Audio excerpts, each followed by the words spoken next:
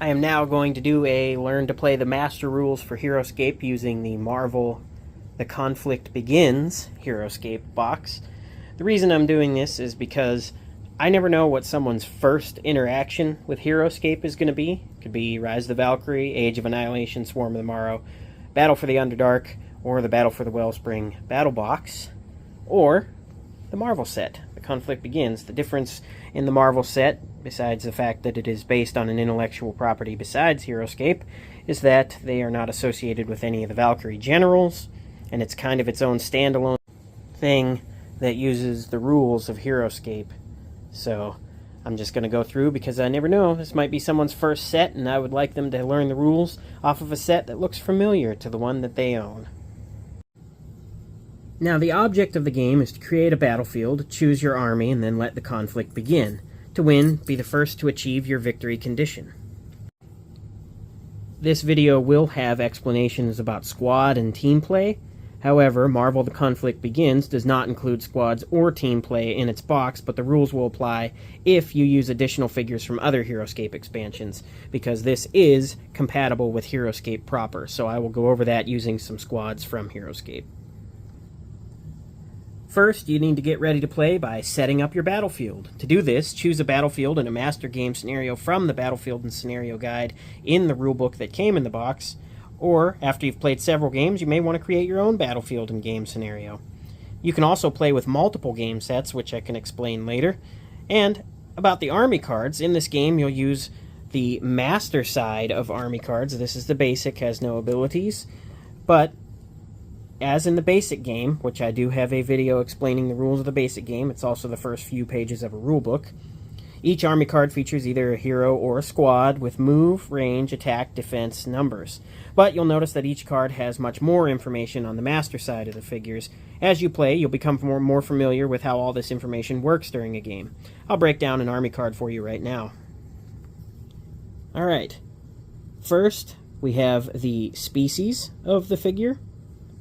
Then we have whether they're unique, a hero or a squad, uncommon, or common. All army cards and figures in the Marvel game set The Conflict Begins are unique. Common army cards and figures appear only in expansion sets. Then we have their class. This is the type of figure it is. And then we have their personality. This is their dominant characteristic. Then we have their size, which is medium, and their height, which is 6. They are 6 hexes high, which we will go over height later. Then they have special powers. Most figures have special powers that allow them to, quote-unquote, break the rules when moving, attacking, and defending. And then they have the super strength special power. A figure with this symbol is not affected by the falling and major falling rules. This character is still affected by extreme falling rules, which we'll go over later. A figure with this symbol also ignores any special powers that give automatic shields to destructible objects, which we will go over destructible objects later as well. Then we have this red area here is their hit zone. The red area shows what part of the figure can be attacked when checking line of sight. Then the little green dot right there is the target point. The green dot shows the area where you determine line of sight from that figure. Up here we have the life, the number of wounds this figure can take before being destroyed, their move, the maximum number of spaces the figure or figures may move. Then we have the range, the number of spaces away that the figure can attack, attack, the number of dice you roll to attack, defense, the number of dice you roll to defend, and points, the value of an army card based on its figures.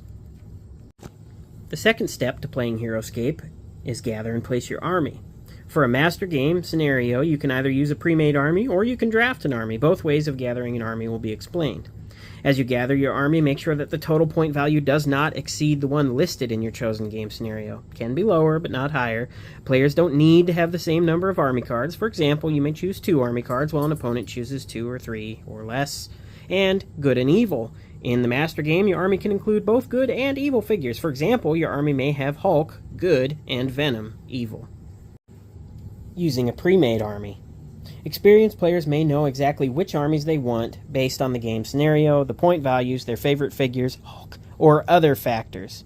If you've already chosen or brought along your army, you place your cards in front of you, Then players roll to see who places his army on the battlefield first, re-rolling ties. That is a 20-sided die that you'll roll. There, that's an example of rolling a die. Anyway, the highest roller will place his entire army first, and then placement passes to the left. You must place your entire army in the same starting zone, unless stated otherwise in the game scenario. Teammates start in the same starting zone. If there are more army figures than spaces in the starting zone, you can't use the extra figures. Starting zones will be denoted by the scenario you're playing or chosen by the players who build the map.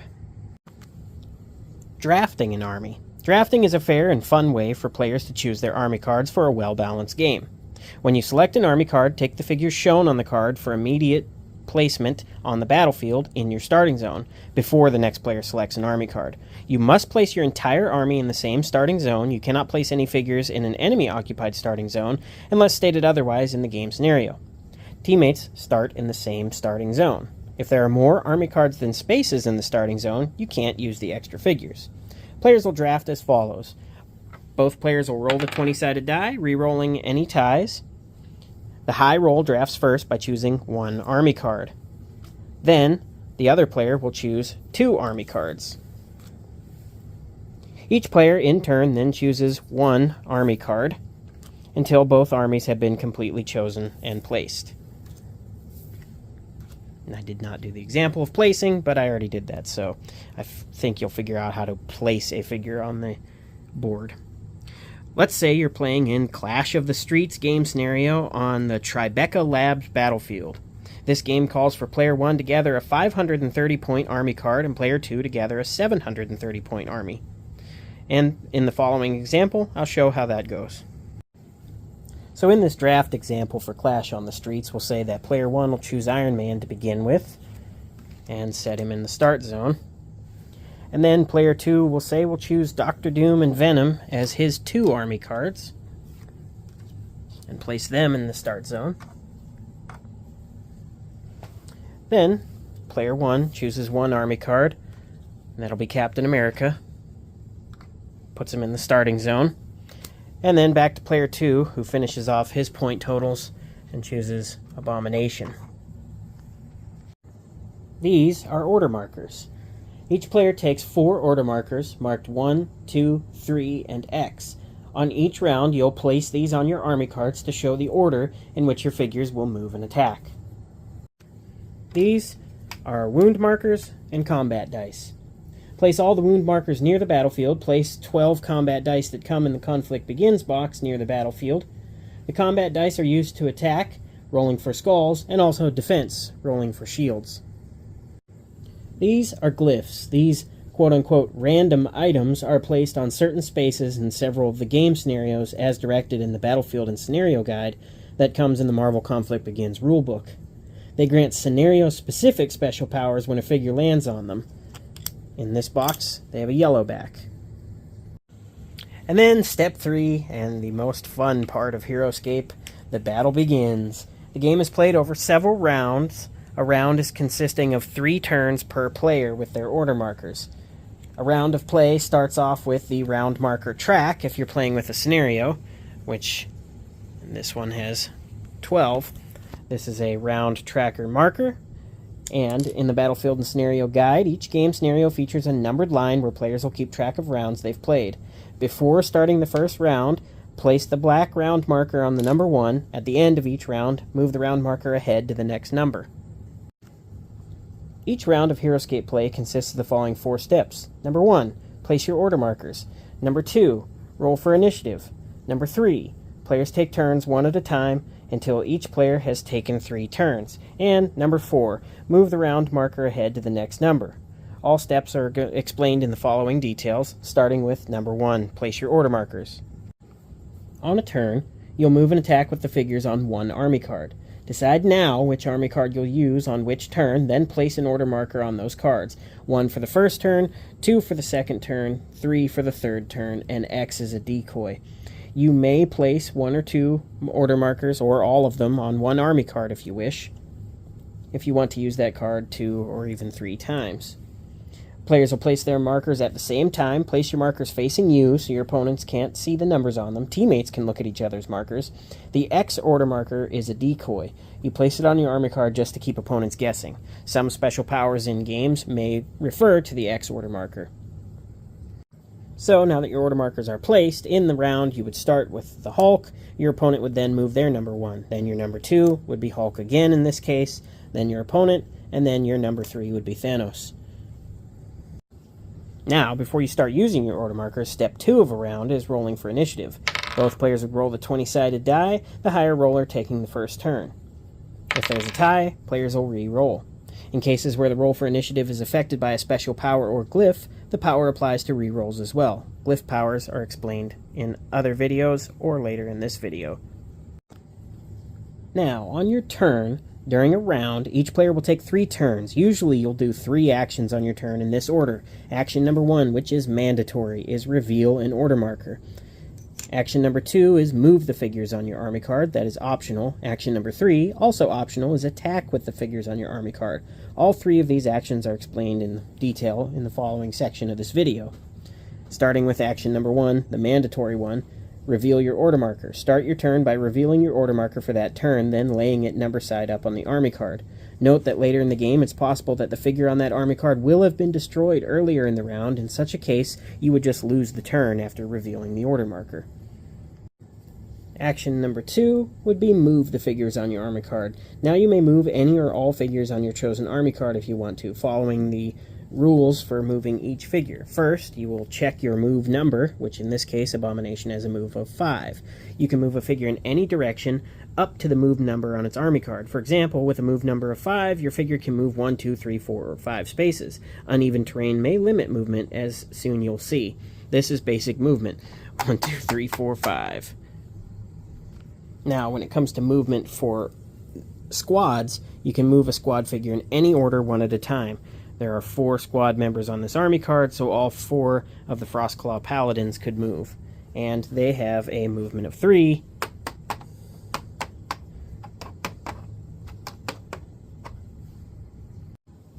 Passing and landing on other figures. You can move through a space with a friendly figure on it, example, one of your own or your teammates, unless the figure is engaged.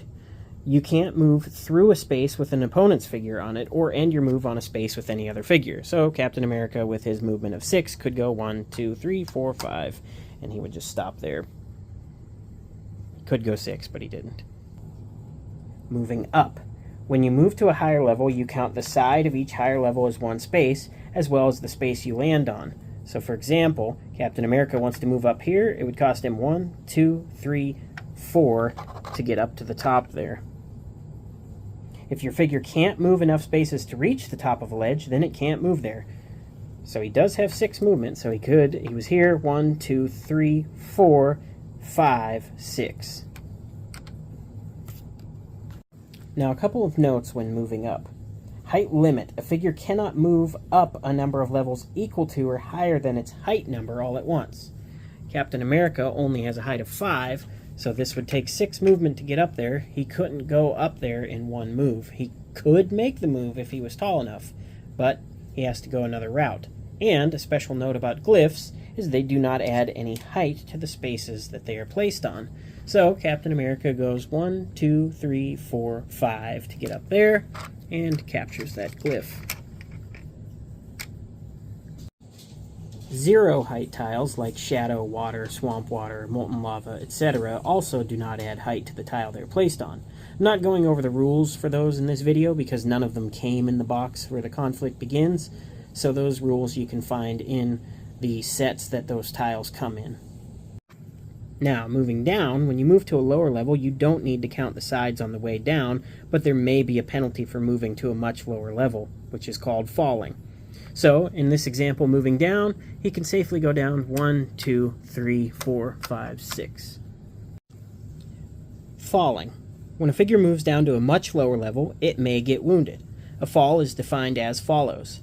If the drop is equal to or more than the figure's height, you must roll 1 combat die after moving to see if it was wounded. So, this being his height of 5, 1, 2, 3, 4, 5, 6, he would move down and you would roll a combat die. He would take a wound. a major fall. If the drop is 10 levels more than the figure's height, you must roll 2 additional dice for a total of 3 dice from the fall. So, his height being 5. 1, 2, 3, 4, 5. 1, 2, 3, 4, 5, 6, 7, 8, 9, 10. Even though it's a little higher than 12, it doesn't quite reach the extreme fall. So, the major fall, he drops down 10 levels, and our wounded Captain America attempts another drop, this time receiving 2 more wounds. Because for each skull you roll during a fall, you'll add a wound marker to your army card. Now, if the drop is 20 levels more than the figure's height, you must roll the 20-sided die. If you roll a 19 or 20, you survive without taking any falling damage. If you roll a 1 to 18, the figure is destroyed.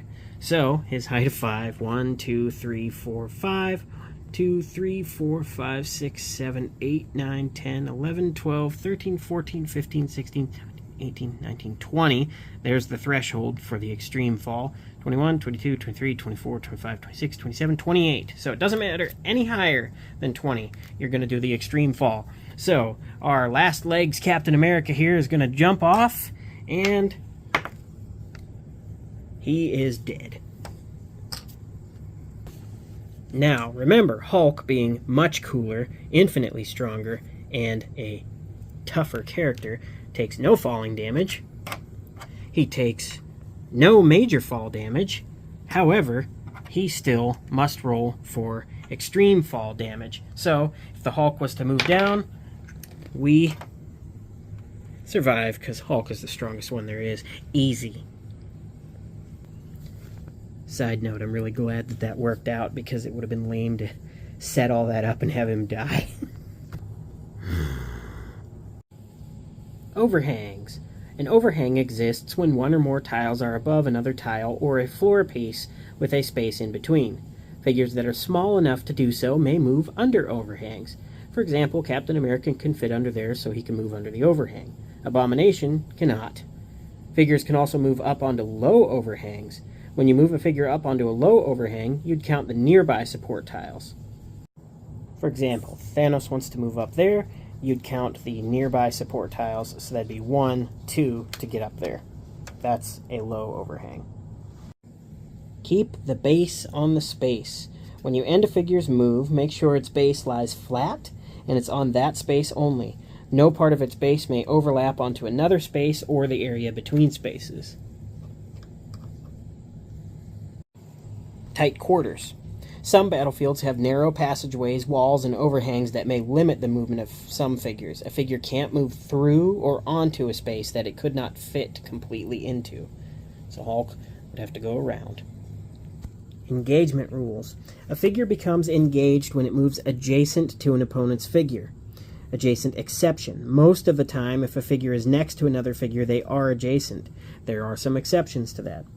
If one figure's base is on a level equal to or higher than the height of the other figure, they are not adjacent, and therefore not engaged. Hulk would be engaged with Thanos, Abomination, and not engaged with Doctor Doom, because Doctor Doom is standing 7 levels above the Hulk, who has a height of 6. By the way, fun fact, the Hulk is one of the few living beings that Thanos will actively avoid fighting. And, fun fact, Doctor Doom ripped Thanos' spine out one episode. Comic. Speaking of avoiding fights, there's leaving engagement. You may move around a figure that you're engaged with, so Thanos can safely dance around the Hulk right here. However, he doesn't want to fight the Hulk. So, as soon as you move away from it, onto a space that's not adjacent to it, the figures take a passing swipe at your figure. For example, to do this, the player who controls the figure rolls 1 die for attack. And that would be a skull. So, you don't roll any dice to defend the figure during a leaving and engagement attack. If a skull is rolled, your figure takes 1 wound. So, sorry Thanos, your cowardice was rewarded amply. And going back to this example, this would be considered a multiple engagement. So, if you were to move Hulk away from this fight, as soon as he would leave engagement with those, you'd actually roll for each figure he was engaged with, which Could be 2 wounds to the Hulk. Now, action 3 is attacking with figures on your army card. It's time for your hero or squad to attack. Remember, rules for squads only apply if you're using additional Heroscape expansions. So, let's bring in our guest squad, the Frostclaw Paladins. We'll say one is up here engaged with Dr. Doom.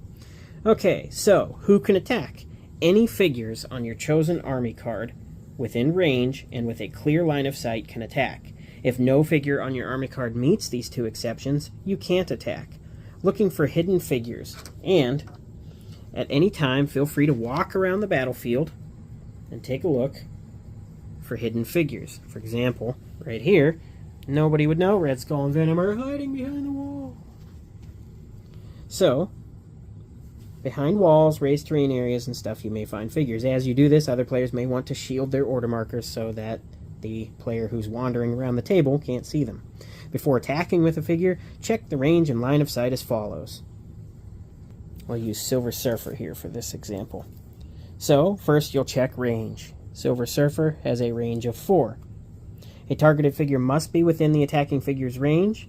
For example, with a range of 4, Silver Surfer can attack any figures within 4 spaces of him. 1, 2, 3, 4. He can only attack that Frostclaw Paladin. So, a figure with a range of 1 can attack any figure only from an adjacent space. When checking range, don't count extra spaces for higher levels. However, being on a higher level has an advantage during an attack. That will be called height advantage. Also, in the distance between your targeted figure includes an area with no spaces, for example near the edge of a battlefield, you may still attack it, but you must count the spaces along the battlefield to see if they are in range. So, 1, 2, 3, yes. Now, even though Silver Surfer has that range of 4, if he was engaged with enemies, you may only attack the figures you are engaged with. And attacking around other figures. You may attack figures even if other figures are between you and the target figure, but you must have clear line of sight to attack. So, if he was standing here, that is where you would check his line of sight. Line of sight is as follows. To attack a targeted figure, your figure must be able to quote-unquote see from its location. Unlike range, the line of sight is in an imaginary straight line between your attacking figure's target point, the green dot, and the targeted figure's hit zone, the red area on their army card. It has nothing to do with the spaces on the battlefield. If the targeted figure, for example, is behind a wall or a cliff so that your figure can't take aim at it, then no attack is possible. So, from here, Silver Surfer could see this Frostclaw Paladin here, he could see this one here, and he could see that one up there. Now, if he wanted to shoot at, say, Iron Man, for example, clearly he has no line of sight to Iron Man. Or range, for that matter. Now, here's where adjusting figures comes into play. Silver Surfer could attack Iron Man if he had line of sight, but the way Iron Man is placed makes that not possible. So, players may touch or move figures only when their own figure is active on their turn. For example, a player cannot move his figure out of line of sight on an opponent's turn. If players disagree whether about there is a clear line of sight, just roll the 20-sided die. The high roller wins the dispute.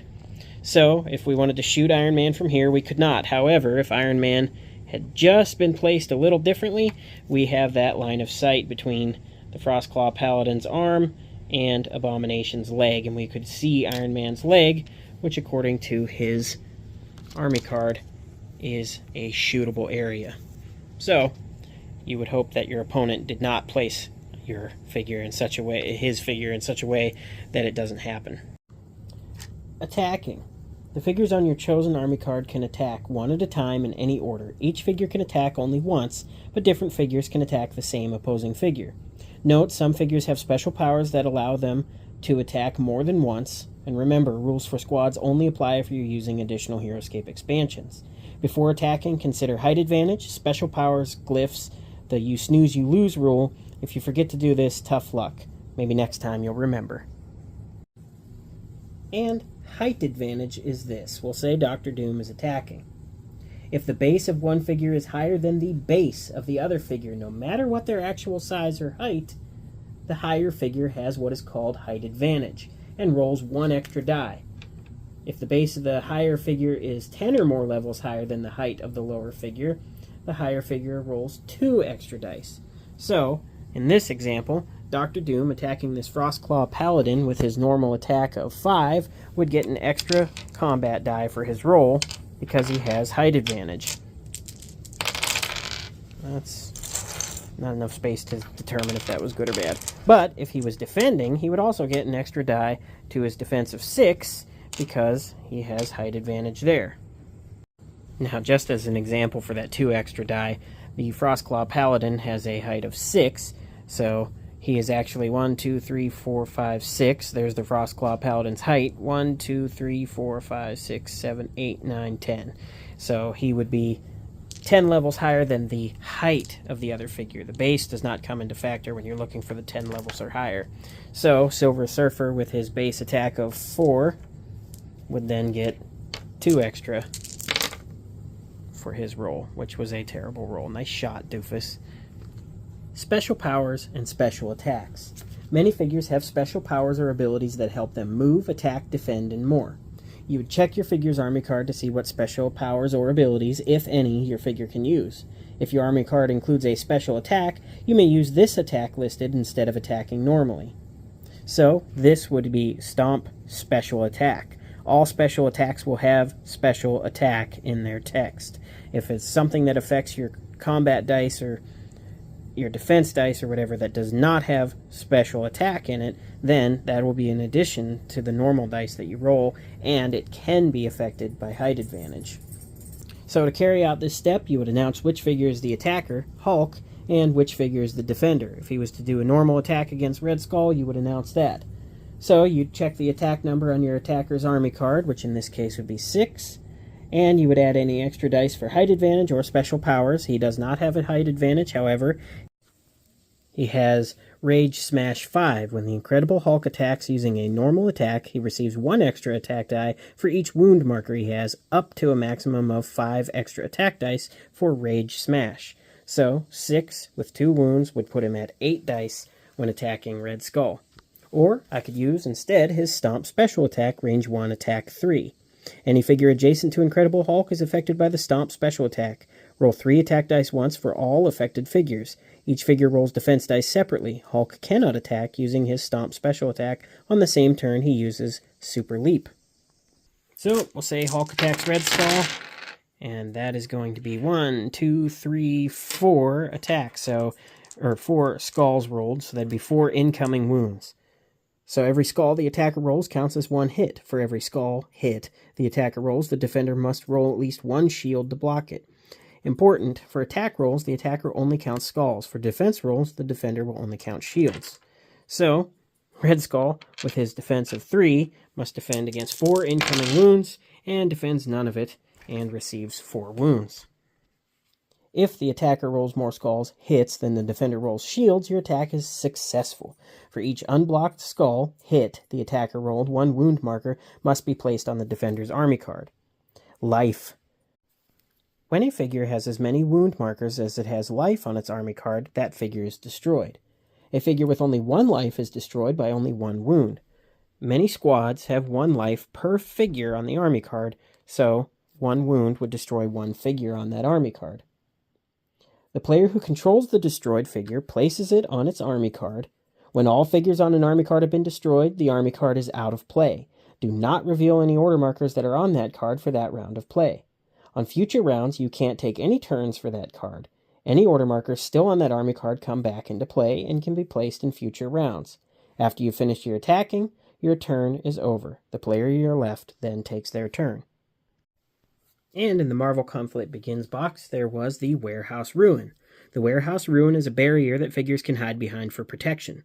The Warehouse Ruin has a removable, breakable wall section when it is intact. So, the intact breakable wall section would be right there. It's attached to the Warehouse Wall Ruin, therefore Iron Man does not have clear line of sight on Abomination behind that wall.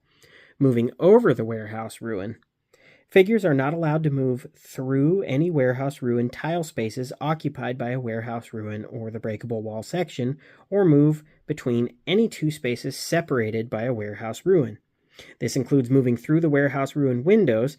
However, you may leap, fly, swing line, or use other special powers to get over these. For example, Hulk has his super leap. He could actually jump up or jump over the wall if he really wanted. Iron Man could fly. Abomination could also leap. Warehouse Ruin Upper Floor Level. The Warehouse Ruin Upper Floor Level is part of the Warehouse Ruin. It is 9 levels higher than the base of the Warehouse Ruin tile. So, right there. 1, 2, 3, 4, 5, 6, 7, 8, 9. The bricks represent a layer. Now, up top, only figures can occupy the 2 hex-shaped spaces located in the Warehouse Ruin upper floor level. These 2 spaces are used in the same way as any other space, except that no tile pieces may be built directly onto the Warehouse Ruin upper floor. So, in this example, Hulk used his super leap, and Venom used his swing line special attack to reach that upper floor.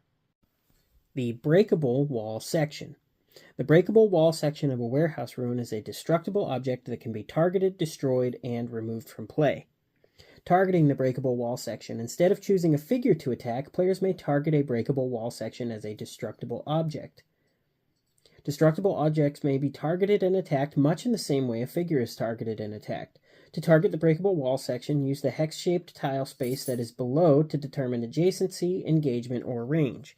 So, Red Skull would have range on the wall. Hulk is engaged to it. Unlike figures, though, if Hulk was to walk away from it, the wall does not get a leaving engagement attack. Attacking a breakable wall section. The breakable wall section may be attacked only by a normal attack, a special attack, or by special powers that only cause wounds. Add height advantage to where appropriate.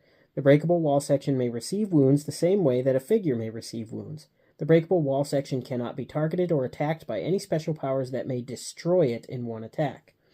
And it has its own army card. It would have 4 life and 4 defense, and it has an ability as well, strong defense. When rolling defense dice against a normal attack from a small or medium figure, add 1 automatic shield to whatever is rolled. So if Red Skull was going to attack, he would attack with his dice, and then it would roll 4, but get an automatic shield in addition to the roll. However, if Hulk was to attack, because he has that sweet, sweet super strength, he ignores that, and he just fights it anyway, without the automatic shield taking place. Destroying a breakable wall section. The breakable wall section has 4 life.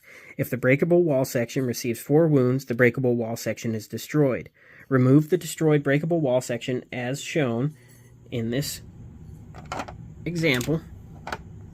We'll say Hulk got it done and he destroyed the wall. Figures can now move onto the spaces previously occupied by that wall space. Ending a round. After the last player takes his 3rd turn, the round is over. So, you would move the round marker ahead 1 space on the track if no one has won yet. Players then begin a new round by placing their order markers again, then rolling for initiative. Ending the battle. The game scenario sets the victory conditions for each game. However, if the game hasn't ended by the time you've played a certain number of rounds, you may decide that the player or side with the most points wins. We'll go over scoring now. In cases where scoring is necessary, each player or team scores points for each army card with figures still on the battlefield. Score the full points listed on that army card, even if there's only 1 surviving squad figure. Now, points were determined differently in the Age of Annihilation Master Set, so those scoring rules have changed. So, for example, in this, the conflict begins, you'd get 370 points for a Hulk, or if you had a squad, you'd get 100 points if there was any surviving squad members. The glyphs that came in Marvel The Conflict Begins set don't inherently have any powers. However, depending on the scenario, the mysterious item and the object of power glyphs are placed on the battlefield spaces either power side up or symbol side up. Glyphs are stationary unless otherwise stated in a scenario. When one of your figures moves onto a glyph that is symbol side up, stop there and turn the glyph power side up. The powers directed by the specific game scenario for that glyph take effect immediately. When a figure lands on a power side up glyph, it must stop. Sometimes a glyph will grant temporary powers, while at other times it'll grant longer-lasting ones. And we'll go over special powers again. So just remember that the special power or powers of the figures keep each game exciting, challenging, and unpredictable. Always be aware of the special powers of your figures. They can make a big difference in your game. Special attack rule. Special attacks can never be modified by glyphs, other special powers, or height advantages. Attack dice and defense dice. At any time an army card refers to an attack die or a defense die, use a combat die. Because the older Heroscape had red die for attack, blue die for defense, so they just merged them and it became combat dice. So, for this example, on Captain America's card, it states that all friendly figures that are adjacent to Captain America may roll 1 extra defense and 1 extra attack die. These figures would roll 1 additional combat die when rolling for attack or defense. Multiple targets. When a special attack targets more than one figure, the attacker decides which order the defender will roll combat dice for each attacked figure. Clear sight spaces. Red Skull's Dust of Death mentions clear sight. To determine clear sight, use Red Skull's target point if he can see any part of the figure, not just the hit zone. Some cards have a gray on their hit zone that is a non-targetable area. However, that would be clear line of sight if he had it. So that could be affected by Dust of Death. The wall could not, though, because it can't be affected by instant destroy effects. I just wanted to show the gray that's on some cards. Note that some special powers, such as flying, leaping, mention water. This only applies if you are using water terrain pieces from another Heroscape set. Flying and overhangs. So we can go back to the overhang. So we'll say Iron Man tries to fly out of this overhang. He'll fly out from under the overhang and onto the top, ignoring extra spaces for elevation. Dr. Doom will roll a leaving engagement die since Iron Man was engaged before starting his move. However, 1, 2, we'll go there. Venom would not because Iron Man flies over him without landing. Notice that he also flies over the warehouse ruin in this example. Special powers references on army cards. Some special powers make reference to the species, personality, unique, uncommon, common, hero, squad, and or class of other figures. For example, Dr. Doom makes reference to hero figures. All Marvel game set characters fall under this category. And things like simultaneous special powers may happen. If you and an opponent are using the same army cards with powers that happen at the same time, or opposite army cards with powers that would happen at the same time, you must roll the 20-sided die to see who gets to use them first. Now, using multiple game sets, which I've done here in this example, because this is multiple Marvel Conflict Begins sets to make the example maps and movement examples. When you combine 2 or more game sets, it gives you more options. You can create a supersized battlefield, play with any number of players. You can even up the playing field by having the same army as an opponent. You can even boost the point value of your army to match the bigger battlefield, but along with that extra excitement comes a few special rules. We'll go over team seating and play. If you're playing on a team game, teammates should sit next to each other on one side of the table facing their opponents. Teammates play the game separately, but they can discuss strategy, offer suggestions, and so on. Victory conditions for teams vary with the game scenario, but in most games they work together towards a common goal. When drafting an army for a 3 or more player game, players draft as follows instead. All players roll the 20-sided die, re-rolling any ties. The highest roller drafts first by choosing 1 army card. The player to the left then chooses 1 army card, and so on until the last player chooses 2 army cards. Drafting goes back around the table, reversing direction. The last player, the player who drafted first, will then choose 2 army cards. The draft reverses direction again. If at any time a player cannot pick another army card because choosing another army card would exceed the total point limit, that player must pass. If you pass, you've completed your army. Continue going back and forth around the table with the last player in the chain choosing 2 army cards and reversing the draft direction until all players have completed their armies. Roll for initiative. With a 3 or more players rolling the 20-sided die, the highest roller takes the first turn. Then play passes to the left. If there's a tie for highest roll, the tying players re-roll. In cases where the roll for initiative is affected by a special power or glyph, that power applies to re-rolls as well. Team scoring. In cases where scoring is necessary, each player or team scores points for each army card with figures still on the battlefield. Score full points listed on that army card. and a special rule regarding unique army cards. All of the army cards in the Marvel game set are unique. There's only one of them. If you're combining two sets of army cards, make sure that no player has more than one of the same unique army card. For example, your army card cannot include two Hulk figures, no matter how cool that would be. However, you and an opponent can both have the same unique army cards. For example, you and your opponent can each have one Abomination in your card. Common army cards. There are cards that are included in expansion sets, which are called common cards. For example, this is a common squad. These cards will allow your army to include two or more of the same common army card. If so, follow these special rules. You don't keep these figures separate, that is, keep track of which figures belong to which card.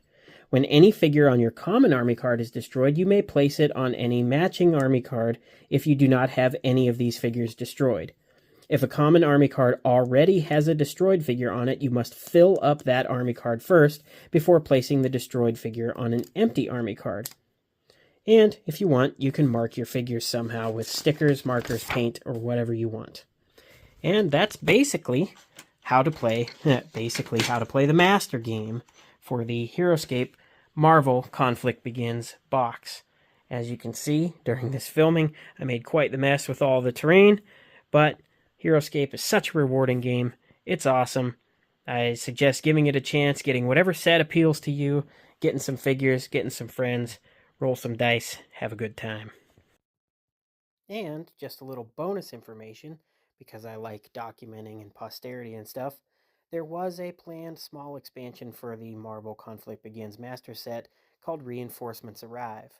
Sadly, these reinforcements would never arrive because Wizards of the Coast took over Heroscape, and the game was eventually canceled for its first time. We did not know that about a decade later, Renegade Game Studios would revive the game and give it a relaunch after a failed Avalon Hill HasLab campaign. However, the figures that were contained in this Reinforcements Arrive box were Human Torch, Sandman, Dr. Octopus, The Thing, Super Skrull, Punisher, Invisible Woman, Beast, Bullseye, and Black Panther. We don't know the abilities or the stats of these characters. Some people had playtested with them, so there are probably people out there who do know it, but the information has been lost to time, not shared due to NDA, or just for whatever reason. We will not be seeing these figures in this form of this picture, and this is the only picture I could find of it. There was a link to some other pictures supposedly, but that led to a 404 error, so this is all that there is in history that we can see for this expansion, as far as I could find. So, Heroscape is relaunched as of today officially from Renegade Game Studios. Today is August 29th, 2024, and it is the street date of the first of many planned expansions and sets, starting with the Age of Annihilation Master Set. Heroscape is a rewarding game that has a lot of strategy, a lot of fun. It's easy to learn, easy to play. It is a fantastic game for families, and easily approachable, easily expandable, and your limit is your collection and your imagination with what you can build and play.